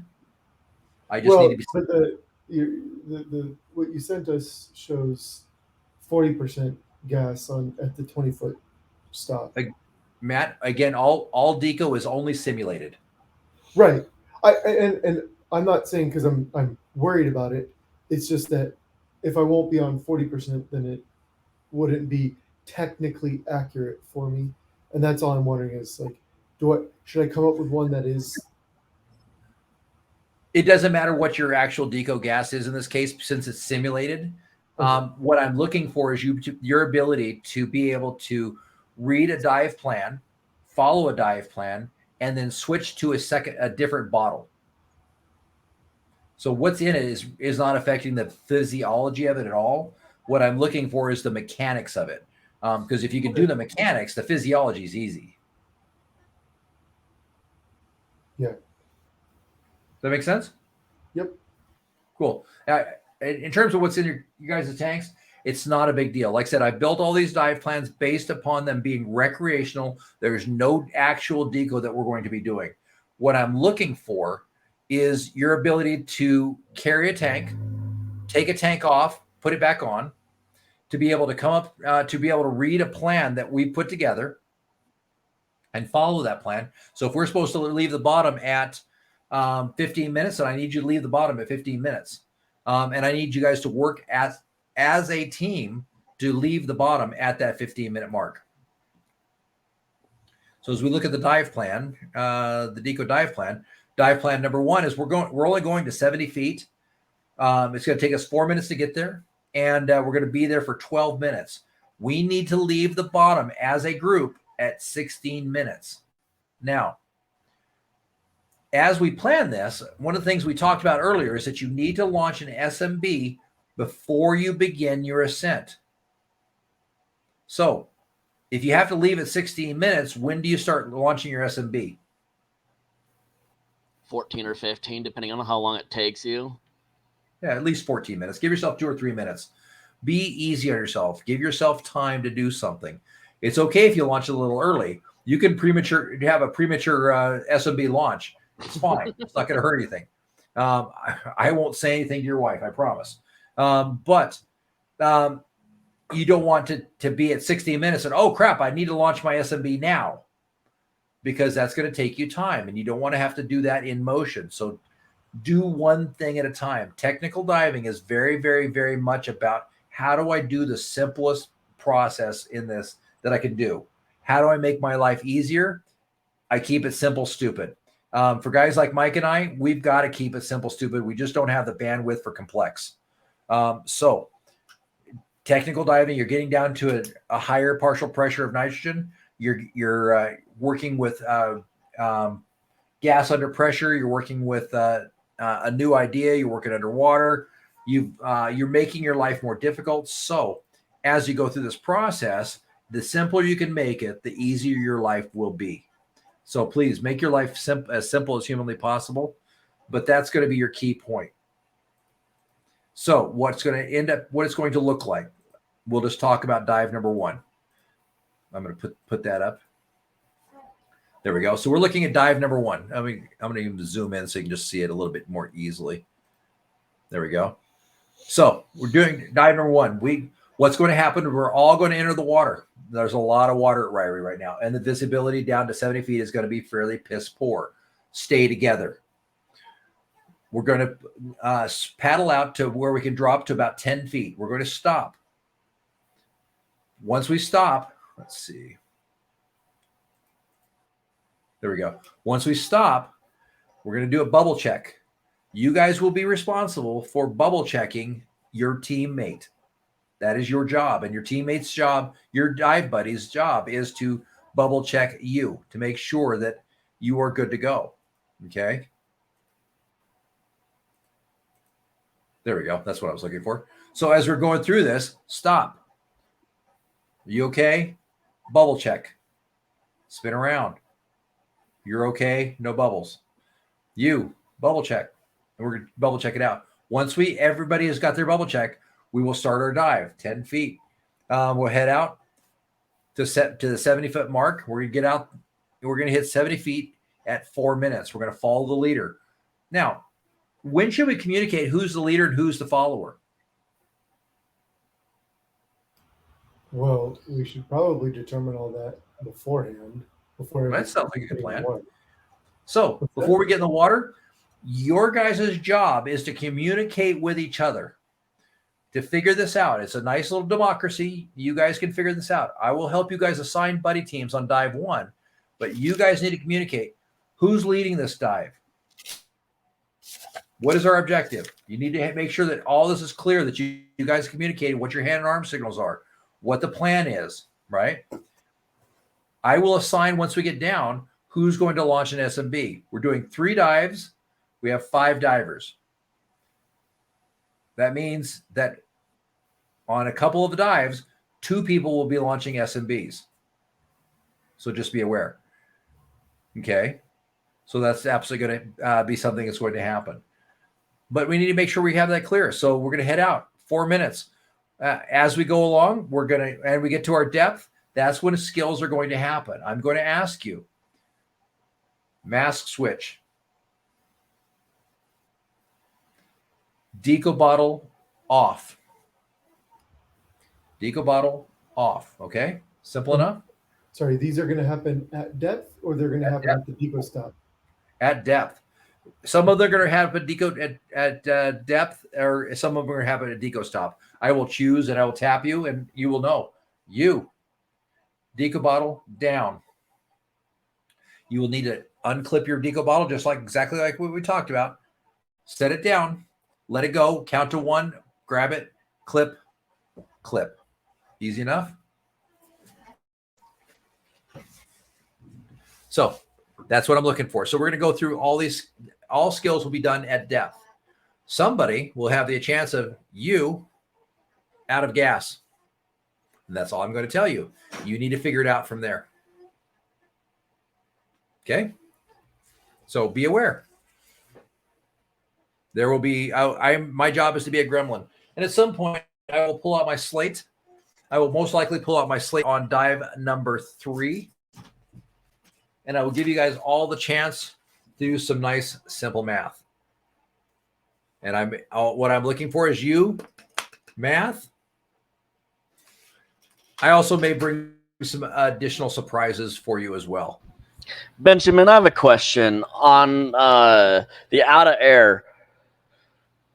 Since I'm going to be inside, I'm going to be using 2 tanks anyways. Are you, if by the off chance you tell me I'm out of air, are you going to want me to be out of air on both tanks or just one tank?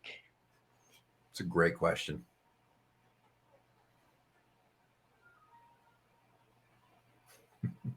That is my surprise. I want you to figure it out. Okay. I will be very clear for you of where you're at and what's going on. Okay, cool. I'll just watch for you then. Yep. Okay. I want you to. That particular one is a brain exercise. I want you to think about it and figure out what you will do. So I know the answer, but I want you to figure the answer out. Does that make sense? Sounds good. Cool. There are some things I won't. Most likely, if I think about it, I will bring an egg and I will show you that you can boil an egg underwater. I've got a nice little magic trick for y'all, so that'll be a fun one. Let's see what else we'll do. We'll have some fun. Not a big deal. Easy enough. Are we putting our tanks on? I know there's one platform by Ryrie. Are we putting the tanks just on the dirt? Yeah, well, it'll be pavement, but yeah. Ryrie's at 100% right now, so there won't be a platform to use. There'll be the cement place right next to the pump. Okay. So the water is all the way over the stairs. Oh wow! Too bad it's not all the way up to the top of the cliff. That would be nice, but no, it's Yeah. at the top of the stairs. So easy enough. What questions you guys have? Good news is when we are on site, a lot of the stuff I will go over again.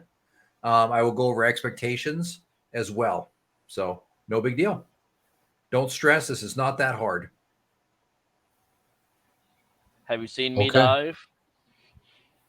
We're gonna have a good time. We're planning you guys all should have a calendar invite to this already for Saturday, but right now,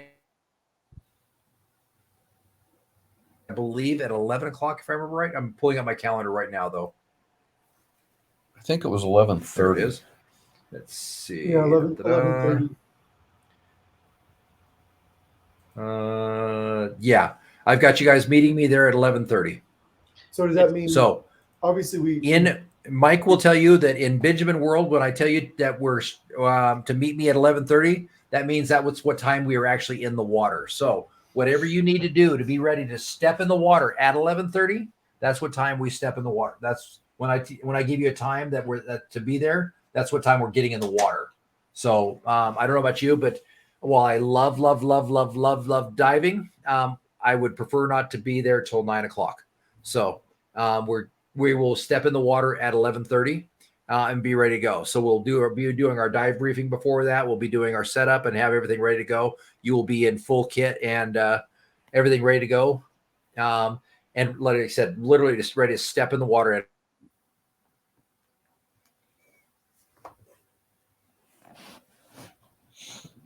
I think we lost them.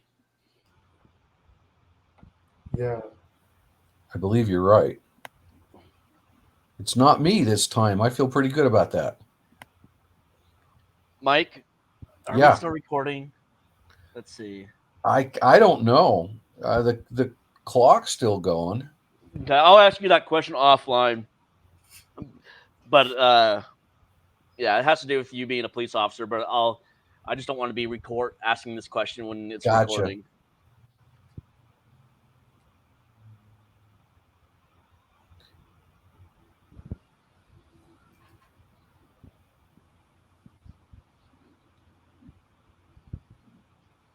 So I came from. there we go. Oh, there we go. Sorry about that.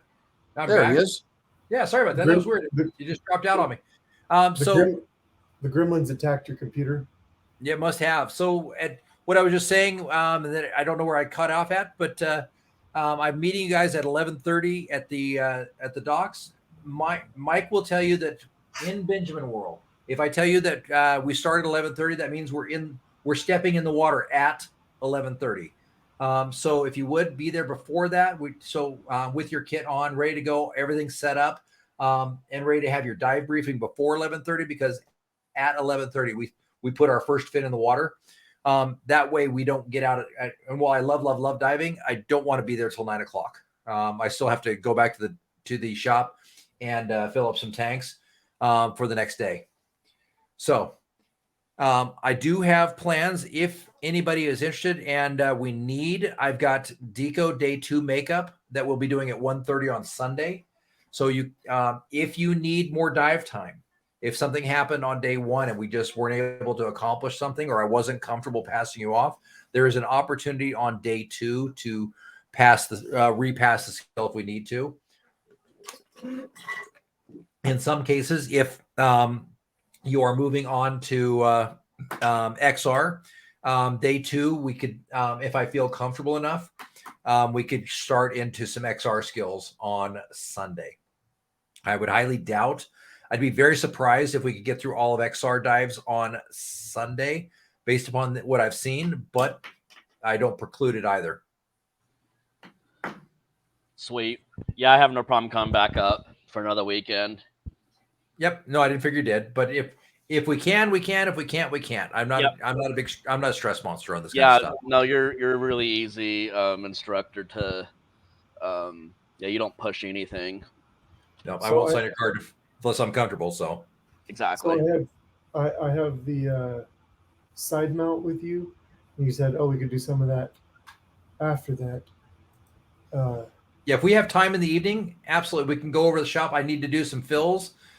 We can start looking at getting your fitting done, and maybe even some pool time. Okay. And I'll be around, Benjamin. I'm more than willing to give you a hand with anything at the shop Saturday night, since I'm going to be around. If we're not diving on Sunday, then I probably won't do fills. But we could have, if we get out of the Ryrie early enough, because remember, I've just done 7 dives. So if we get out of Ryrie early enough, we can absolutely go over to the shop, do our fitting, and see if we can get some pool time in on side mount and get your setup going. So setup takes about an hour, hour and a half in that area. It just depends on what we're setting up and how much we're setting up and what's going on. But typically hour and a half of setup. And then the pool is at the shop, so we can hop in the pool and start into trim and some basic ideas as well. Great. Now, Matt, have you already you signed up for the side mount class, right? Yes. Okay, good. So have you read the books yet? I'm still when I finish up with the Deco one, then I want to jump into that one and do that one too. So I'll have it done before Friday night. Okay, cool. All right, Dave, you got all your questions answered. Mike, questions, concerns, comments? No, when we're done, Dave had a question for me, wanted to ask me offline. Would you kick him my phone number, please? You bet. Absolutely. Thanks. Yeah, it's just a silly question. No worries. It's just I'm good with silly questions. you just remind me of this, and I just didn't want to say anything on being recorded. No worries. We'll go ahead and finish this class. Good.